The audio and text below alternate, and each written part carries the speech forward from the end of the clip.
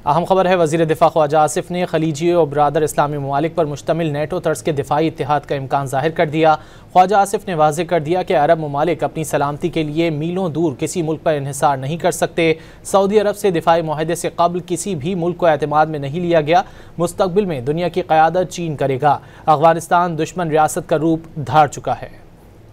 पाकिस्तान बरादर इस्लामी ममालिक के दिफा, तहफ़्फ़ुज़ और सालमियत यकीनी बनाने के लिए तैयार है। वाहिद इस्लामी एटमी ताकत ने मुस्लिम ममालिक को नेटो तर्ज का दिफाई इत्तेहाद बनाने की पेशकश कर दी। वज़ीर दिफा ख्वाजा आसिफ ने सऊदी अरब के साथ होने वाले दिफाई मुआहदे का दायरेकार दीगर खलीजी ममालिक तक फैलाने का इशारा दे दिया। वज़ीर दिफा ख्वाजा आसिफ ने दिफाई मुआहदे को अपना बुनियादी हक करार देते हुए वाज़ेह कर दिया कि इस सिलसिले में अमरीका समेत किसी भी मुल्क को एतमाद में नहीं लिया गया। इस अरेंजमेंट में किसी और तीसरे फ्रीक के साथ जो है कॉन्फिडेंस में या एतमाद में लेने का जो है वो कोई जवाज ना बनता था ना है। एक बुनियादी हक जो है हमारा वो हमें डिनाई नहीं किया जा सकता और वो हमने हक जो है कल एक्सरसाइज किया है। वफाकी वजीर ख्वाजा आसिफ ने अफगानिस्तान को दुश्मन रियासत करार देते हुए बावर कराया कि अफगान हुकूमत TTP के जरिए पाकिस्तान को यरगमाल बनाकर ब्लैक मेलिंग पर उतर आई। पड़ोस से दरअंदाजी और दहशत गर्दी की सूरत हाल और इस पर अफगान हुकूमत की जानिब से अदम ताउन का रवैया नाकाबिले बर्दाश्त है।